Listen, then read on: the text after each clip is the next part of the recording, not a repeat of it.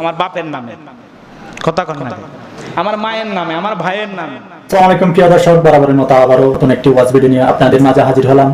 আপনারা ভিডিওটি স্কিপ করবেন না। দর্শক, আজকের ভিডিওর টাইটেলটি হলো মৃত ব্যক্তির নামে কুরবানি দেওয়া যাবে কিনা এবং কার নামে কুরবানি দেবেন সে বিষয়ে আপনাদের সামনে গুরুত্বপূর্ণ আলোচনা করবেন গোলাম রব্বানী হুজুর। দর্শক, ভিডিও তো খুব গুরুত্বপূর্ণ হতে চলতেছে, ভিডিওটি স্কিপ না করে সম্পূর্ণ দেখুন। চ্যানেলে নতুন দর্শক হয়ে থাকলে চ্যানেলটি সাবস্ক্রাইব করে দিন। আমরা কুরবানি ক্রয় করেছি, অনেকে বলে হুজুর আমার বাপের নামে, কথা কন না, আমার মায়ের নামে, আমার ভাইয়ের নামে, অথবা অমুক অমুকের নামে। এই যে কথাগুলো, এগুলো বলা যাবে না, এগুলো ভুল। কথা কি বুঝতে পারতেছেন? আমার পক্ষ থেকে অথবা আমার আত্মীয় স্বজন যারা আছে, আপনার বাবা যদি থাকে বাবার পক্ষ থেকে, কথা কি আমাদের পক্ষ থেকে কার নামে কুরবানি? আল্লাহর নামে কুরবানি হয়। আল্লাহ ছাড়া অন্য কোন ব্যক্তির নামে কুরবানি হতে পারে না। আমাদের পক্ষ থেকে, আমার পরিবারের পক্ষ থেকে এই কুরবানি আল্লাহ কবুল করুন। কার নামে?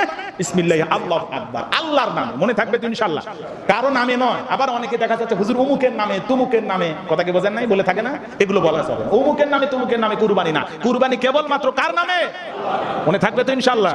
আপনাকে তো জাহির করার দরকার নাই, আপনার নিয়ত ঠিক আছে, আপনি কার খুশির জন্য দিচ্ছেন, আমার জহিরউদ্দিন না মুতাল্লিব না সালমান না কার কুরবানি, এটা বলার দরকার নাই তো, কথা কন না।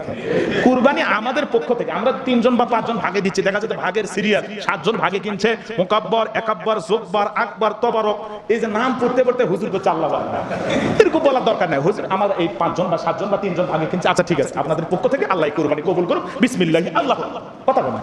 এত তালিকা পড়ার সময় আছে নাকি? কয়জনে কিনছেন, কি নিয়মে কিনছেন, ও তো আল্লাহর কাছে পৌঁছে গেছে, কথা কন না। এই জন্য সহিহ হতে আমরা আমাদের নামে না, আমাদের পক্ষ থেকে, আমার পক্ষ থেকে, আমার পরিবারের পক্ষ থেকে, আমার বাবার পক্ষ থেকে, আমাদের পক্ষ থেকে তার নামে আল্লাহ। মনে থাকবে, বিষয় ক্লিয়ার তো? এই বিষয়গুলো আমাদের লক্ষ্য রাখা লাগবে। এখন এই জায়গায় অনেক সময় আমরা মৃত ব্যক্তির নামেও দিই, কথা কন না।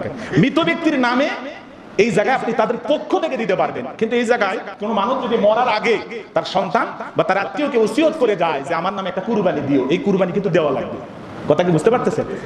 সে যদি মৃত্যুর পূর্বে ওসিয়ত করে যায় তার সন্তানদেরকে, বাবা আমার নামে একটা কুরবানি দিও, তাহলে তার পক্ষ থেকে একটা কুরবানি, মৃত ব্যক্তির পক্ষ থেকে আপনি কুরবানি দিতে পারবেন, কোনো সমস্যা নাই, কথা কি বুঝতে পারতেছেন? এছাড়াও মৃত ব্যক্তিদেরকে আপনি শরীক করতে পারবেন, যে তাদের পক্ষ থেকে, আমার বাপ দাদা মারা গেছে হুজুর, তাদের পক্ষ থেকে আমি কুরবানিটা দিচ্ছি, তাদের পক্ষ থেকে, মৃত ব্যক্তির নামে নয়, তাদের পক্ষ থেকে। মনে থাকবে তো ইনশাআল্লাহ?